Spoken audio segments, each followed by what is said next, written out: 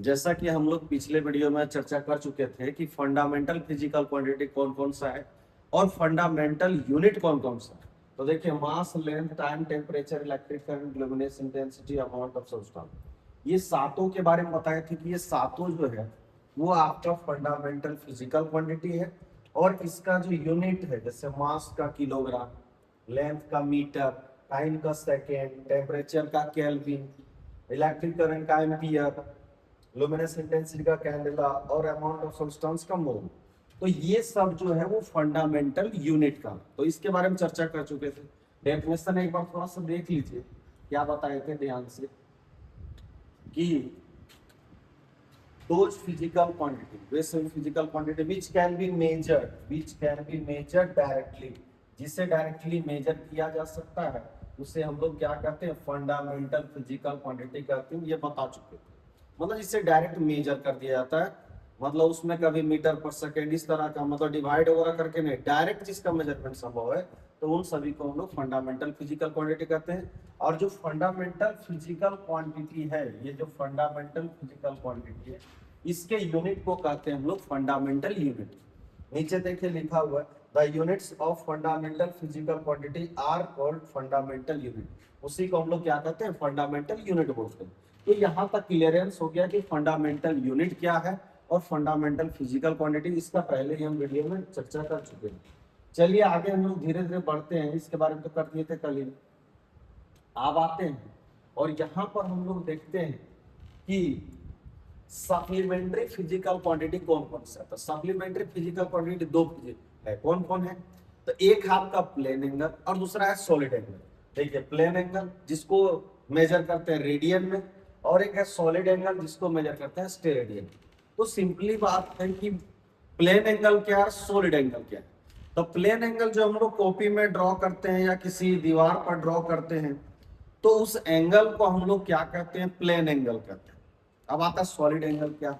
तो solid angle कुछ नहीं, जब सॉलिड पदार्थ में, जैसे लकड़ी में या तो पत्थर में या सॉलिड कोई भी पदार्थ में यदि एंगल बनाया जाता है कटिंग करके, तो उसे हम लोग सॉलिड एंगल कहते हैं। जैसा कि यहाँ डायग्राम में देखते हैं, ये एक सॉलिड पदार्थ है, इसमें कटिंग करके एक एंगल बनाया गया, इस एंगल को हम लोग सॉलिड एंगल कहते हैं।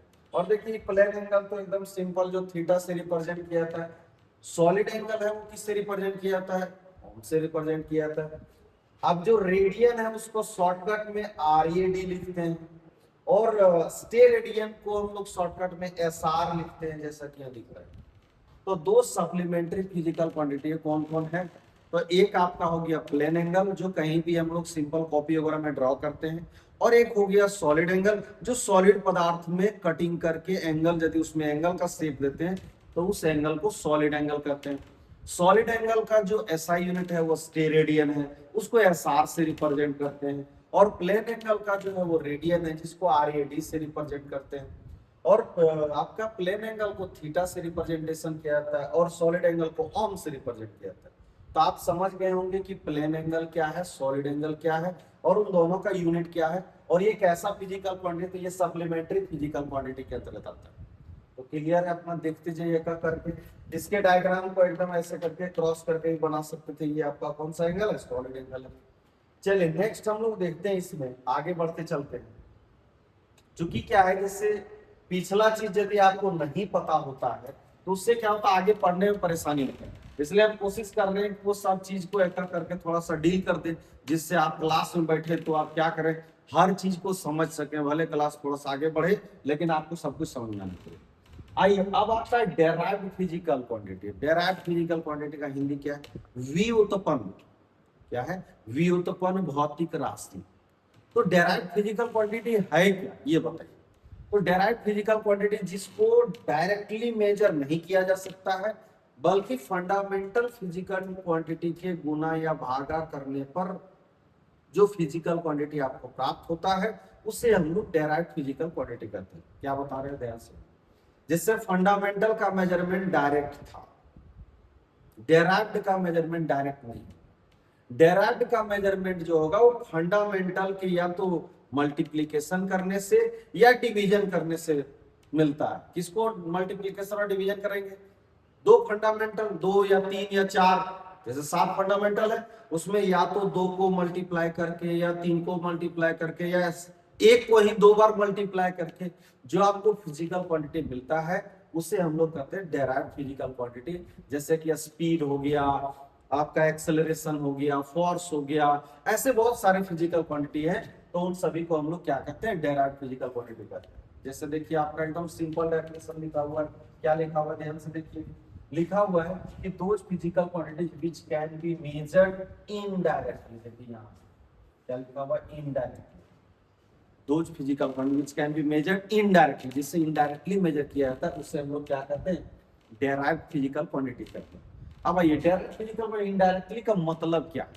इनडायरेक्टली का मतलब फंडामेंटल के मल्टीप्लिकेशन या डिवीजन करने से जो फिजिकल क्वांटिटी आपको मिलता है उसे हम लोग डायरेक्ट फिजिकल क्वांटिटी कहते हैं। तो डेफिनेशन को सिंपल में बना दिए हैं। देखो दो डेफिनेशन हो सकता था, those physical quantity which can be measured indirectly are called direct physical quantity, या those physical quantity which are completely depends, those physical quantity which are completely depends upon किस पर, fundamental physical quantity are called direct physical quantity का।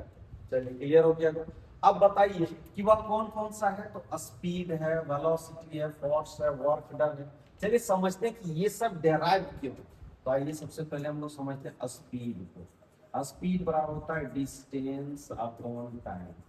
आप बताइए distance upon time होता है, distance का क्या होता है, डिस्टेंस का होता है मीटर और टाइम का होता है सेकंड, तो बन जाएगा मीटर पर सेकंड। क्लियर हो गया, क्या बना, मीटर पर सेकंड।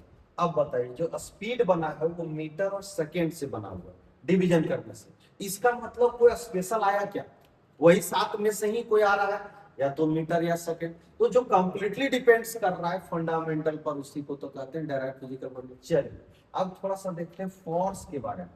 हमारा जो फोर्स है वो फोर्स बराबर क्या होता है आपका m इंटू ए। m इंटू ए मतलब m का मतलब मास मतलब kg और एक्सेलरेशन का मतलब मीटर पर सेकंड स्क्वायर। अभी आपको बताए थे कि डेराइव्ड किसको कहेंगे, डेराइव्ड उसी को कहेंगे जो फंडामेंटल पर डिपेंड करता हो या जो डायरेक्ट नहीं आता हो, जो इनडायरेक्टली मतलब या तो मल्टीप्लिकेशन करने के बाद, जैसे केजी और मीटर को मल्टीप्लाई किए और फिर सेकेंड स्क्वायर से डिवाइड किए तब जाकर के आपको फोर्स मिला। तो इस तरह से जो भी फिजिकल क्वांटिटी आपको गुना करने पर, भागा करने पर, किसको गुना करना है, वो फंडामेंटल को गुना या भागा करने पर आपको मिलता है, इट मींस इनडायरेक्टली मेजर होता है। तो जो इनडायरेक्टली मेजर होता है उसी को हम लोग क्या कहते हैं, डेराइव्ड फिजिकल क्वांटिटी कहते हैं, जैसा कि देख रहे हैं यहाँ पर। अब अगला देखिए कि जो यूनिट होगा जैसे मीटर पर सेकेंड या केजी मीटर पर सेकेंड स्क्वायर या केजी मीटर स्क्वायर पर सेकेंड स्क्वायर, तो ये सब जो है वो कौन सा यूनिट कहलाएगा, डेराइव्ड यूनिट कहलाएगा। मतलब डेराइव्ड फिजिकल क्वांटिटी के यूनिट को हम लोग डेराइव्ड यूनिट कहते हैं। सिंपल समझ में आ गया, डेफिनेशन कितना आसान था। Those physical quantity which can be measured are called, which can be measured indirectly are called direct physical quantity। वही द यूनिट ऑफ किसका, the unit of derived physical quantity are called derived unit. Clear हो गया। तो इस तरह से एक एक करके हम लोग देखते चल रहे हैं, एक करके एकदम एक पॉइंट को समझने की कोशिश कीजिएगा।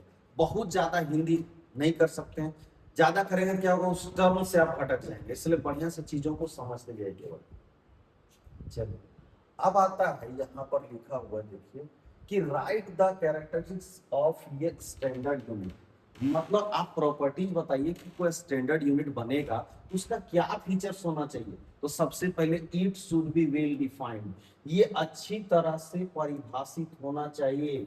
जैसे यदि कोई यूनिट बना है जैसे किलोग्राम या सेकेंड है या एम्पियर है, यदि इसका एक प्रॉपर डेफिनेशन नहीं होगा तो इसमें कोई भी बेईमानी कर सकता है। जैसे 2 आदमी मिल करके 1 मीटर स्केल को छोटा करके बना करके फुल एकदम वेल मेंटेन डिजाइन करके देते हैं, यदि उसका डेफिनेशन नहीं रहेगा कि 1 मीटर कहेंगे किसको, तो कहीं ना कहीं आने वाले टाइम में 2 लोगों के बीच या 2-4 लोगों के बीच झगड़ा हो सकता है। तो सबसे पहले कोई भी यूनिट बना है यदि फंडामेंटल यूनिट, तो उसका एक प्रॉपर डिफिनेशन है, वेल डिफाइंड। समझ में आ गया होगा। यूनिट वही बनेगा जो वेल डिफाइंड होगा। जैसे हाथ से भी हम लोग क्या करते हैं कि कहीं ना कहीं कोई चीज को मेजर करने का काम करते हैं, लेकिन क्या हाथ एक प्रॉपर यूनिट हो सकता है, नहीं। क्योंकि हम लोग मरणशील हैं। तो वैसे जगह पर हमारा हाथ आज हो सकता है कितना बड़ा है, कल आने वाले जनरेशन का हाथ छोटा भी हो सकता है। इसका मतलब है कि वो वेल डिफाइंड नहीं है, ये यूनिट में कंसीडर नहीं हो सकता है। तो पहला it should be well defined, ये अच्छी तरह से परिभाषित होना चाहिए। दूसरा it should be widely acceptable, unit वही होगा जिसको दुनिया मतलब दुनिया के लगभग देश उसको मानेंगे, तो उसी को हम लोग क्या बोलेंगे, तभी वो यूनिट बन सकता है। तो यूनिट बनने के लिए दो क्राइटेरिया क्या रहा, पहला क्राइटेरिया सबसे पहले ये वेल डिफाइंड अच्छी तरह से परिभाषित होना चाहिए।